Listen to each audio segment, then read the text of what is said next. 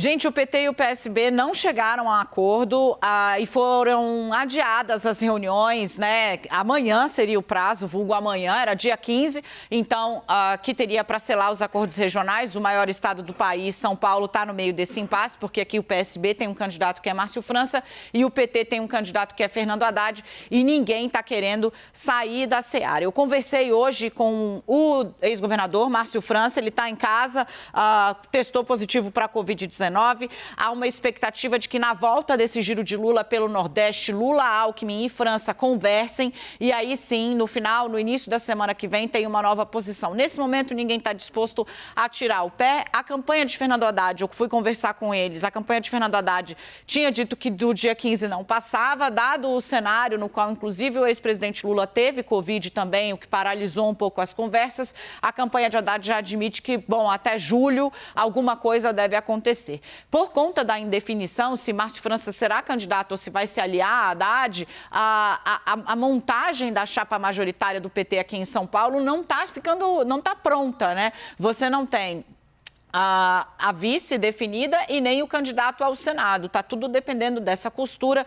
Lula, Alckmin e Márcio França, então, devem conversar no final dessa semana, mais tardar início da semana que vem, para ver como evolui a questão da candidatura dele aqui no estado de São Paulo. Márcio França continua dizendo que está seguro e que tem uma tese, né, de que ele tem menos rejeição do que Fernando Haddad, pode ajudar o eleitor do centro-direita a ficar com uma opção que não seja o candidato bolsonarista Tarcísio de Freitas. Eu quero ouvir o Yuri, a Renata também vem para cá, claro, porque a gente está chegando na hora do nosso giro eleitoral. Bom, não teve, né? Não teve, Yuri, acordo, segue a brigaiada, são 7 estados, então, que ainda estão encalacrados, mas aqui em São Paulo, realmente...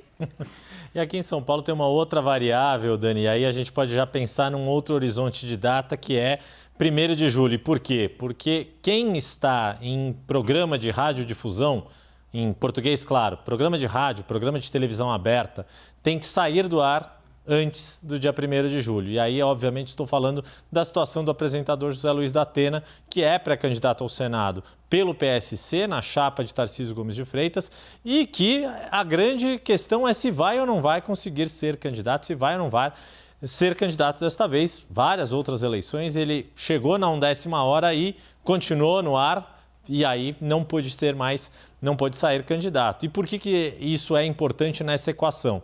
Porque é colocado como favorito na disputa ao Senado, sem uma presença de uma pessoa com recall tão forte quanto o da Atena, o jogo muda. A disputa pelo Senado fica mais aberta e passa a ser mais interessante, e esse é um dos argumentos que o PT espera usar para convencer Márcio França a abrir mão da pré-candidatura ao governo estadual. Agora, aquela leitura de que não é necessariamente a melhor ideia ele sair da disputa pelo Palácio dos Bandeirantes, justamente para limitar, para dividir os votos que podem ir para Tarcísio e para o atual governador Rodrigo Garcia, isso continua ainda tendo os seus argumentos, os seus defensores. Enquanto isso, a equipe de Márcio França, o que eu ouvi esses dias é que a elaboração do programa de governo dele chegou a envolver, entre pessoas contactadas, quase 500 pessoas. 500, eu quase ia falar 50, não. 500 pessoas que, de alguma forma, foram contactadas para colaborar com ideias, com sugestões para o programa de governo que Márcio França está preparando.